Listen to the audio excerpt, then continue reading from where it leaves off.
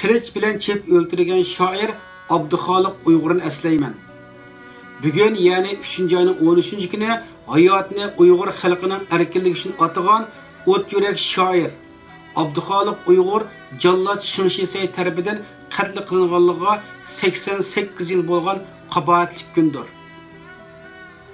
Shoir Abduxoliq Uyg'ur 1901 yil ise 2-oyning 9-kuni milodi 848-yildan 1369 yilgacha hukm surgan İdiqut Uyg'ur xonadonligining poytaxti bo'lgan Turpan shahrida savdogar oila dunyoga kelgan.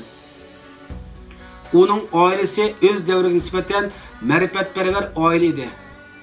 Abduxoliq Uyg'ur 5 yosh vaqtida savodni chiqargan bo'lib, 12 yosh kirganda diniy maktabda o'qib, arab, fors tillarini o'rgangan va klassik shoirlarning asarlarini o'qishga boshlagan. 1916 ise cho'ng dadasi Mijdoji So'd bilan Rossiyaga borganda rus o'rgandi. Turpan qaytib kelgandan keyin Sho'tanga o'qish kirib, Xitoycha o'rganib, Xitoy klassik adabiyoti va hozirgi zamon adabiyot to'g'risida muayyan savodga ega bo'ldi. Sunjunsa asarlarini o'qib, demokratiyaga bo'lgan tunishini o'stirdi. Ana shu mezgilda uning ideyasida jaholatga qarshi turib, ilm-fan orqali jamiyatni isloh qilish irodasi shakllandi. 1923 ise Abduxoliq Uyg'ur Maqsud Muyti qatorliqlar bilan birga 2-chi qatam Sovet Ittifoqiga borib, yana 3 yil ilm tahsil qildi. Bu jarayonda u Pushkin, Lev Tolstoy, Gorkining asarlarini o'qiydi. Shundaqla Oktyabr inqilobidan keyingi vaziyat uningga ta'sir qildi. 1926 yil ise vatan qaytib kelibla Turpanda yangicha ma'rifatni tashabbus qildi. Basma zavod qurib, gazet, jurnal nashr qilishga tayyorlik qildi.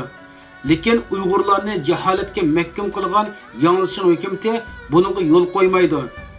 Shuningdan keyin Abduxoliq Uyg'ur Turpan ostonidagi Maqsud Muyti, Pichandagi Iskandar G'o'ja qatorliq kishilar bilan birga 1927 yil ise Oqartish uyushmasi nomida bir ma'rifat jamiyati qurib, iyon to'plab, Turpan yangi shahridagi Niyaz Saypon degan kishining qurusida bir yangi maktab.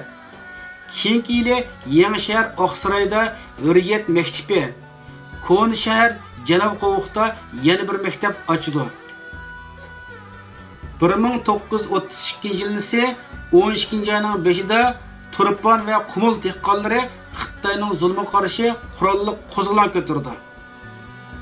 Qumullik qo'zg'olonni bostirishga borgan Jallod Shingshisay 1930 yilning 5-ida Urumchi qaytishda qochoq rus askarlari bilan birga Turpanga kelib, Abduxoliq Uyg'ur va uning sabdoshlarini dehqonlar qo'zg'olonining targ'ibotchisi deb tutqun qildi.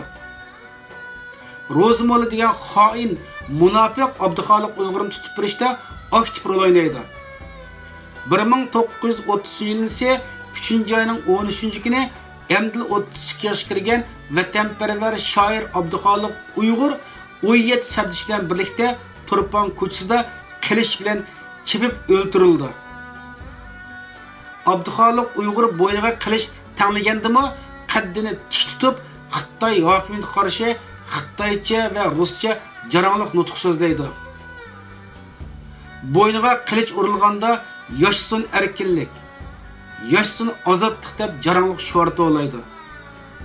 Shoirning qon bilan putgan, jon bilan isbotlagan Uyg'on nomli she'ri va azadlik talmirib yozgan Gul ochil nomli she'ri ta hozirgacha Uyg'ur xalqining faxri, g'ururi, ma'naviy madadkori bo'lib kelmoqda.